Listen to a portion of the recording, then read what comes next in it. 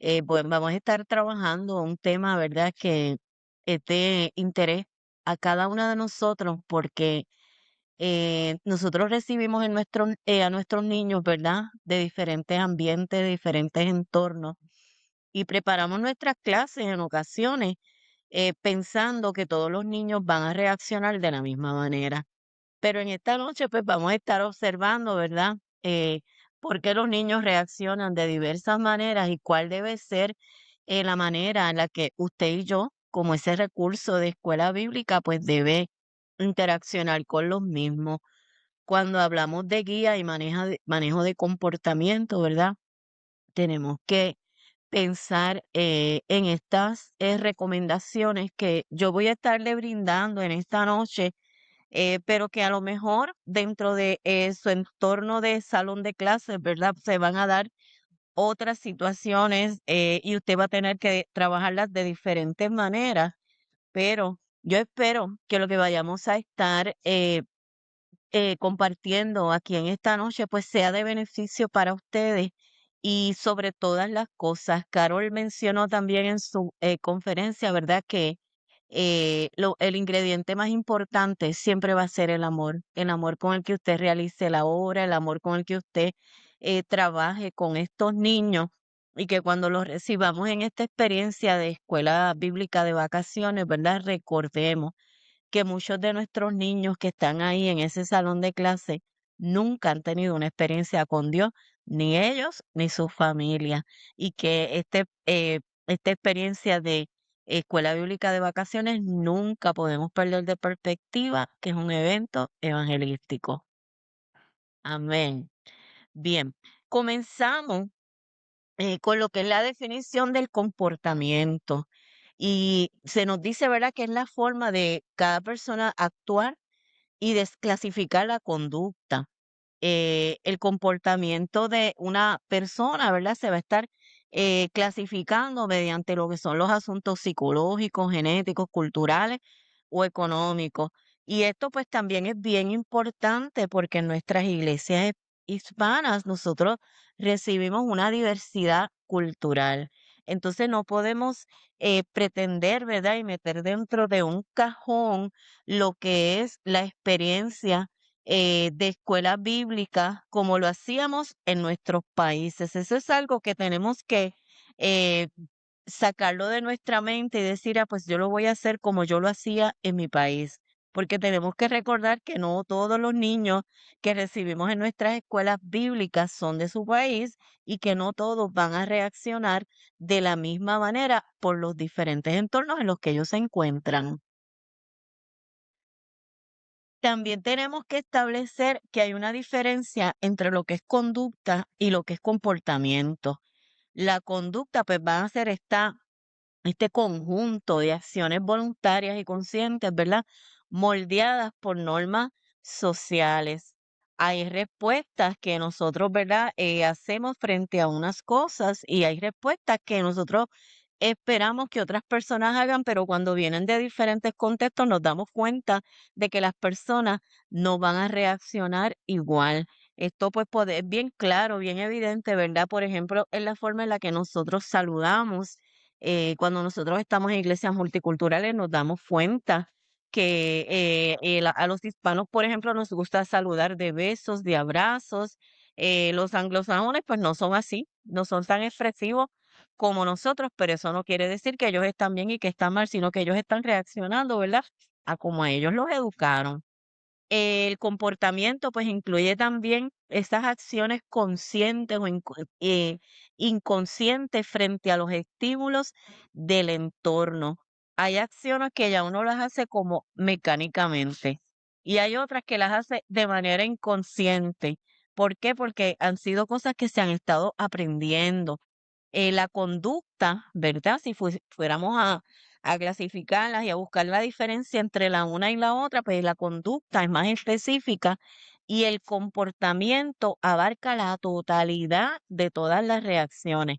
La conducta es la forma en la que un individuo actúa y el comportamiento se refiere a cómo el individuo reacciona.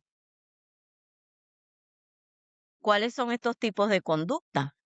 Les iba a sugerir a las que están, ¿verdad? Ya en pantalla que pueden tomarle foto a la presentación porque es bastante información, ¿verdad? Y podemos ahí rapidito para que nos dé el tiempo y ser responsables con el tiempo que se nos ha asignado.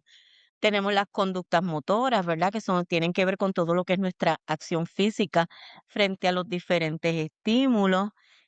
Dentro de la conducta motora, ¿verdad? Pues está la clasificación motor fino, motor grueso. Está la conducta verbal, que es el uso del lenguaje, la transmisión de pensamientos y de emociones, en donde pues podemos ver que a veces no tenemos ni que hablar para poder expresarnos, porque a veces nuestra expresión facial comunica un mensaje. Está la conducta social, ¿verdad? La interacción, los vínculos, las influencias, la forma en que nos manejamos frente a las otras personas. La conducta cognitiva, esta es la que tiene que ver con el conocimiento, en donde pues se trabaja el procesamiento mental, la atención, la memoria, el aprendizaje y el razonamiento. Y fíjense en que esta conducta cognitiva, de acuerdo a lo que la compañera estaba hablando, ¿verdad? Ha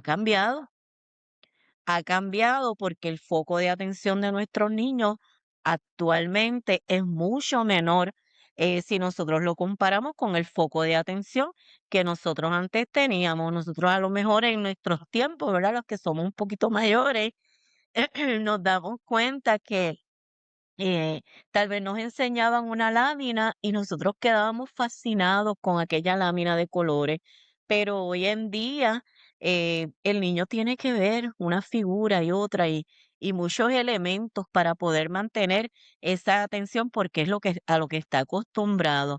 Está también nuestra conducta emocional, ¿verdad? Y entonces aquí vemos las emociones como esa respuesta adaptativa del entorno. Y entonces, pues podemos ver que frente a un estímulo, los niños dentro de un salón, como vemos ahí esos niñitos, ¿verdad? Pueden reaccionar de diferentes maneras.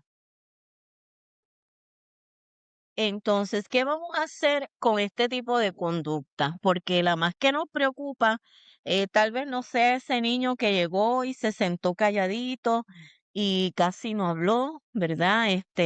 Lo que a lo mejor algunas maestras pensarían, ay, pues ese es el niño ideal porque ese niño no me va a dar problema. A veces es el más que tiene que preocuparte, ¿verdad? Por la falta de comunicación.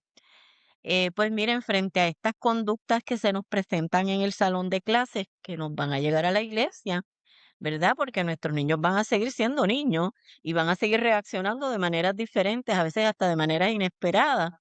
Nosotros tenemos que en estas experiencias de lo que es el BBS o nuestras escuelas bíblicas, de la iglesia, buscar todo el tiempo reforzar esa conducta positiva, porque no queremos que tampoco se vea a la iglesia como esta organización en donde todo el tiempo vas a estar siendo eh, castigado o penado por alguna falta, o que estamos bajo un régimen militar ni nada por el estilo, ¿verdad?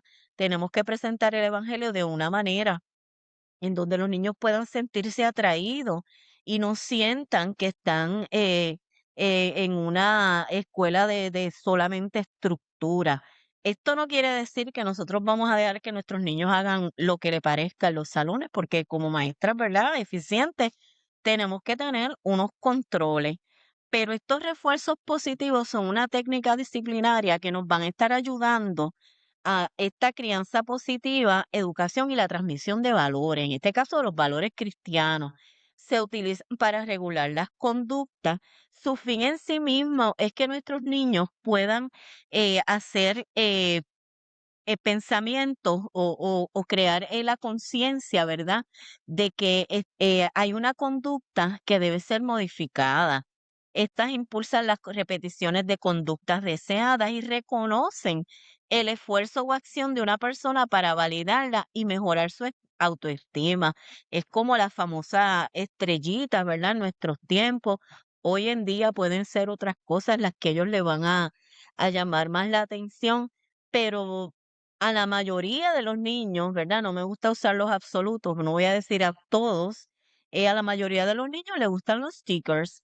Y qué bonito, ¿verdad? Que esa conducta que usted está viendo que está mejorando, que el niño está haciendo un esfuerzo por portarse mejor, por seguir instrucciones, ¿verdad?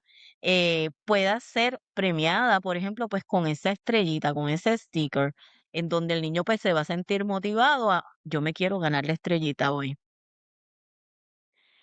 ¿Cuáles son entonces estos tipos de refuerzos positivos?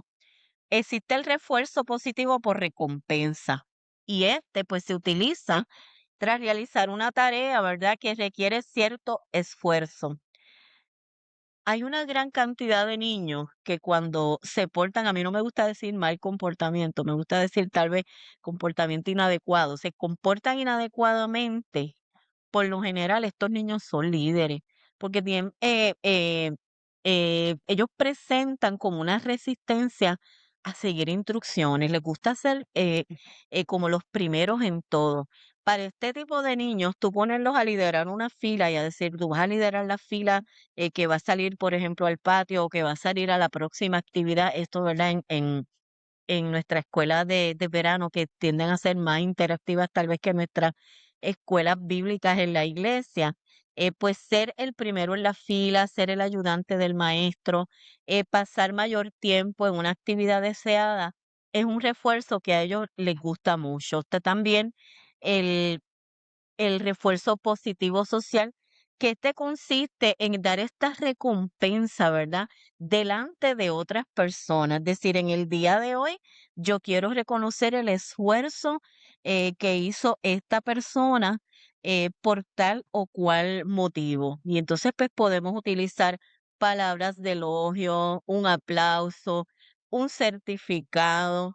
Mi niño, por ejemplo, yo recuerdo y a mí me daba mucha gracia porque muchas veces venía con un certificado de su colegio. Él estaba en un colegio especializado para niños autistas y a veces el certificado decía el mejor vestido.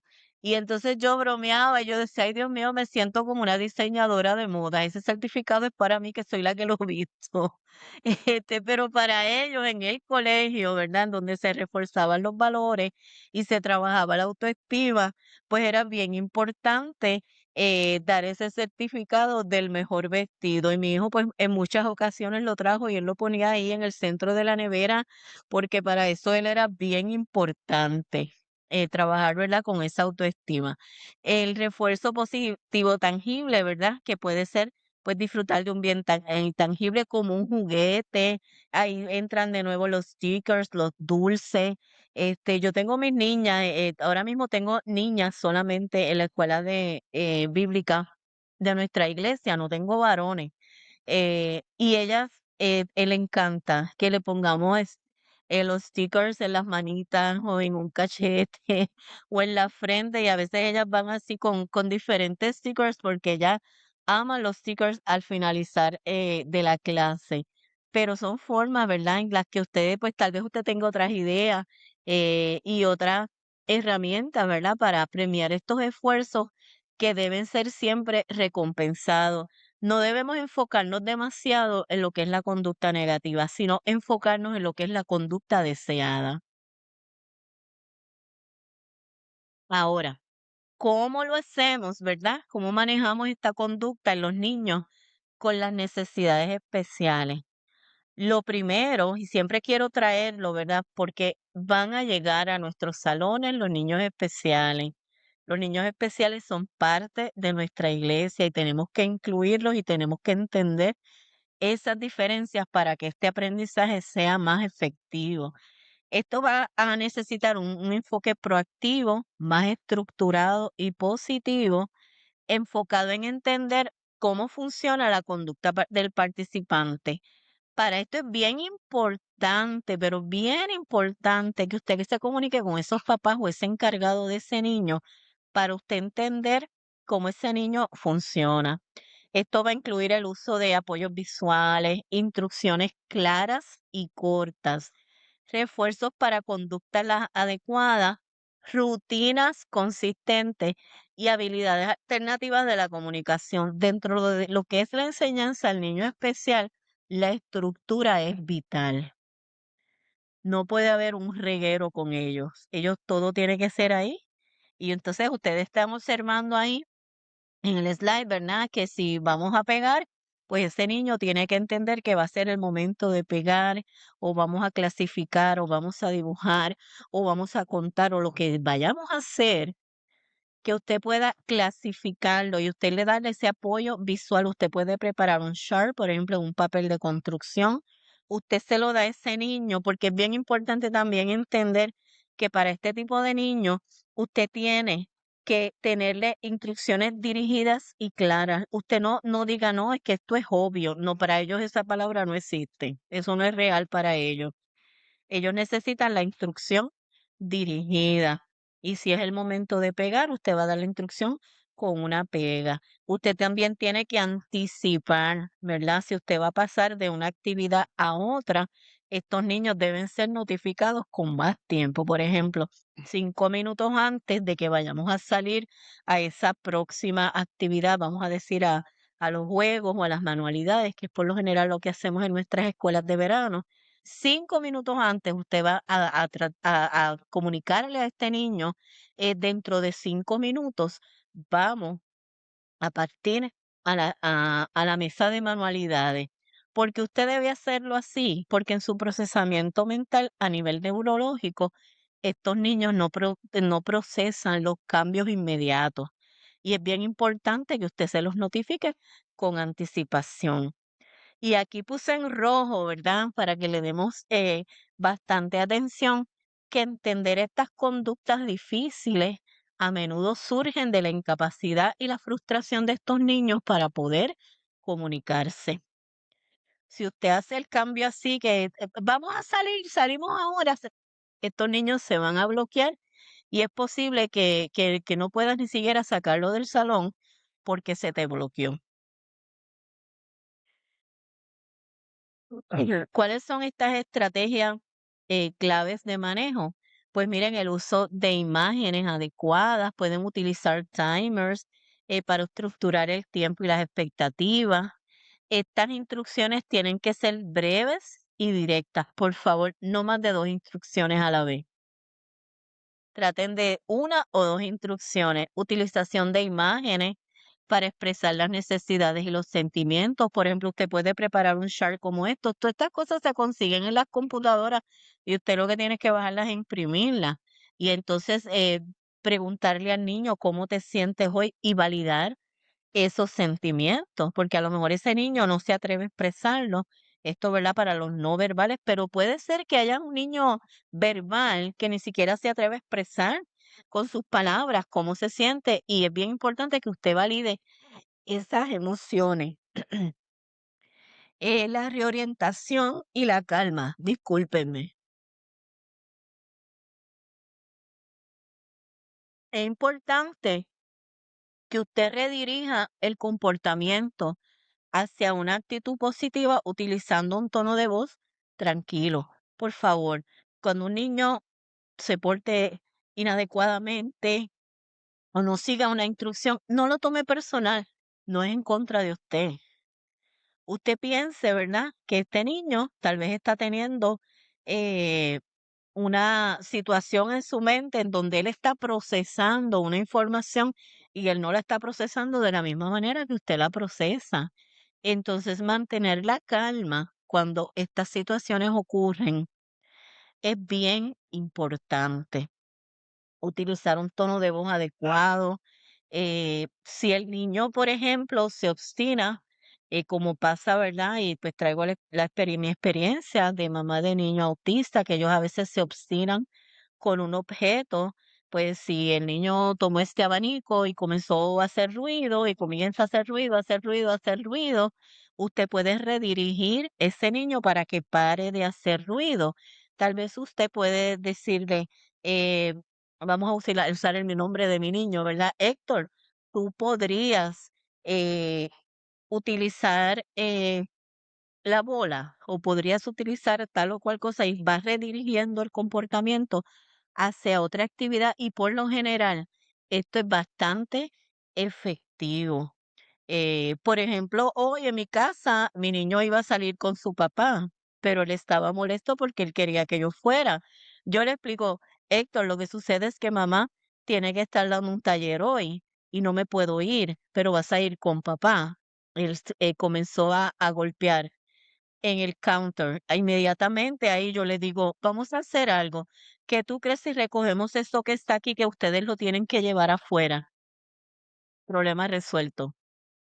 Eh, Son cosas, ¿verdad?, que son sencillas, se aprenden en el camino, pero vamos entendiendo de qué manera funciona el cerebro de nuestros niños para poder ser más efectivos en lo que estamos haciendo.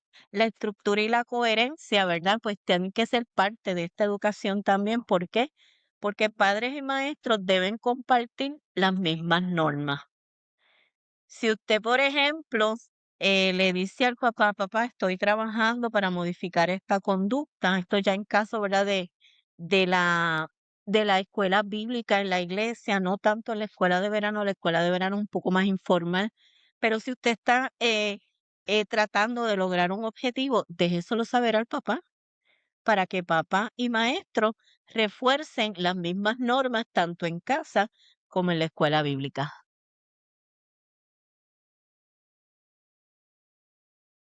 Entonces, ¿cómo nosotros vamos a establecer esa diferencia entre lo que es el mal comportamiento y lo que es la crisis sensorial? Lo primero que tenemos que tener en cuenta, ¿verdad? Que la diferencia principal estriba en la intención y el control. El mal comportamiento, lo que llamamos rabieta, tantrum, ¿verdad?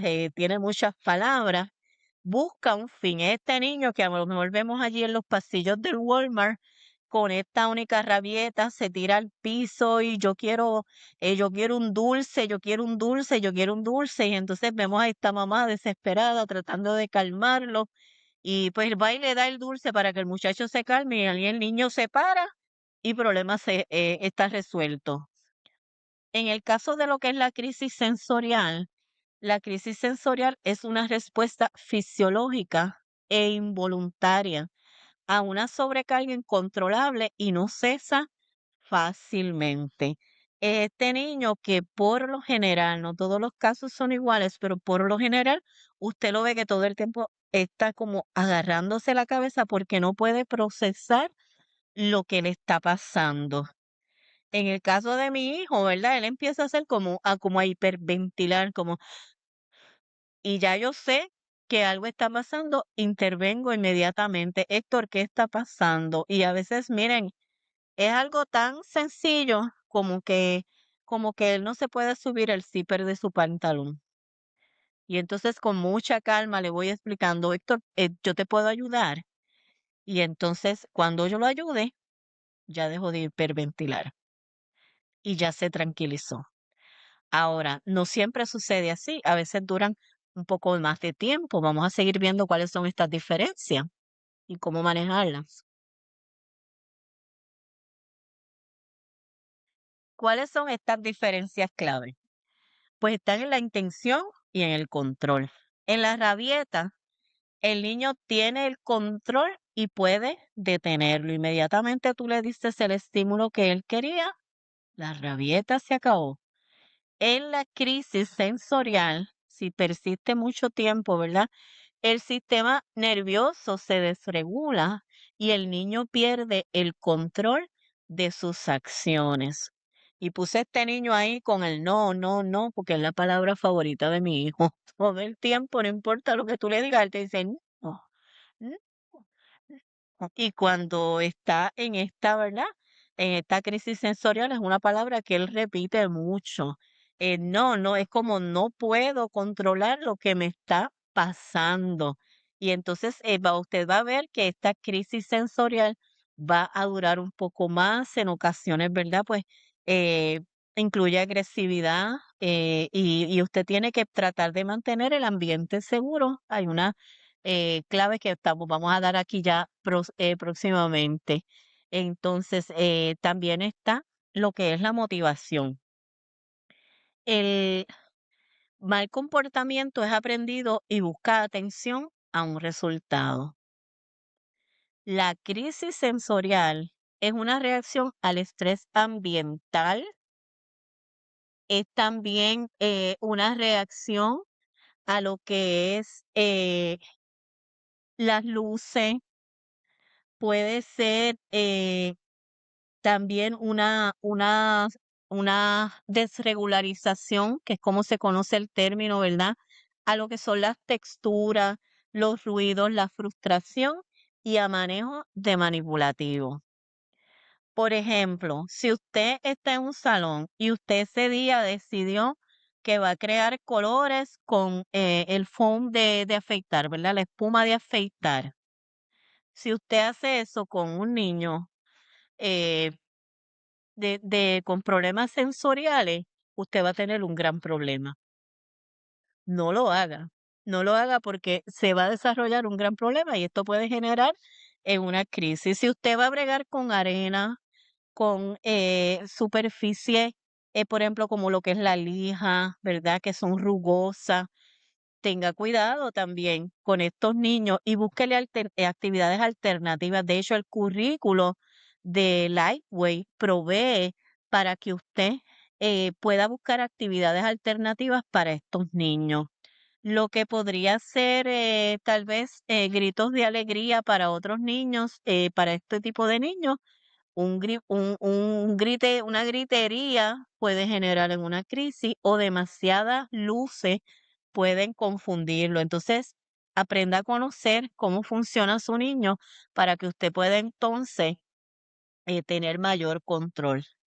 Dentro de las diferencias claves está también, ¿verdad? Que estas suelen suceder en público. Y me refiero a las rabietas, ¿verdad? Lo que son los tantrums. Y estos cesan al obtener la atención del objetivo, pero las crisis sensoriales inclusive pueden suceder cuando el niño está solo, porque no depende del estímulo que el niño esté experimentando en ese momento, lo que puede generar esta crisis sensorial. Entonces, el calmante. Una rabieta, perdón, va a mejorar tan pronto usted valida la emoción o pone límites. Y es bien importante que usted ponga límites. Y si usted está en el salón y este niño pues le da esta rabieta, ¿verdad? De momento usted le va a decir a este niño, mira, es importante que tú eh, te tranquilices y que una vez tú te tranquilices, vamos a respirar, ¿verdad? Usted puede utilizar técnicas de respiración. Vamos a respirar, tan pronto tú te calmes, podemos dialogar y podemos llegar a un acuerdo y el niño va a funcionar de esa manera.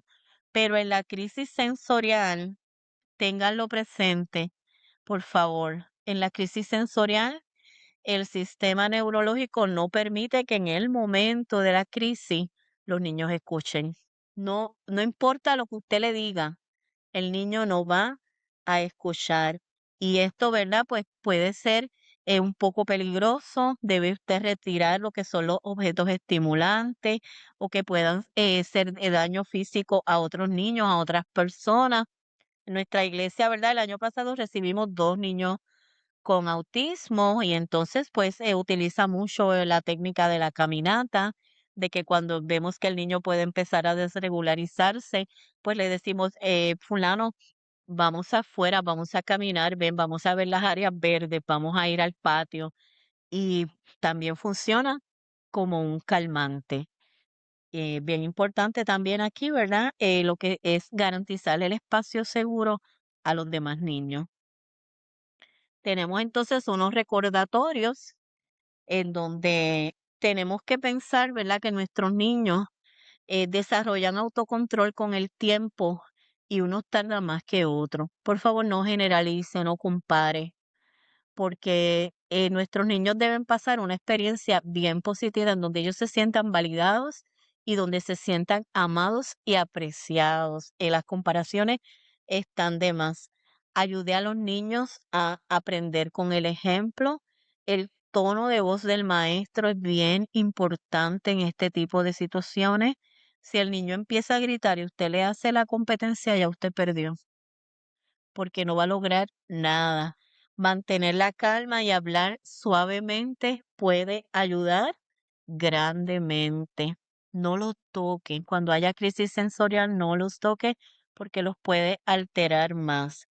Una vez la crisis sensorial haya pasado, si usted va a dar algún tipo de toque, de apoyo o demás, por favor, que siempre sea hacia abajo, nunca hacia arriba, porque hacia arriba va a alterar al niño. Téngalo presente. Ayude a los niños a expresar lo que sienten de una manera adecuada. El chart de las caritas que le enseñé, ¿verdad? Pues es eh, bien helpful, como dicen los americanos, ¿verdad? Es de mucha ayuda porque nos puede inclusive pues, dar una idea de por qué los niños están reaccionando de la manera que reaccionan y prestemos atención a sus necesidades. Nunca invalidemos, nunca le digamos, ay, pero si eso no es nada, ay, pero si porque tú te pones así, no valide la intención de los niños, de los niños. Preste atención a sus necesidades, porque lo que para usted no es importante, para ellos puede significar mucho. Así que, ¿verdad? Busquemos la manera de que nuestros niños se sientan valorados y apreciados.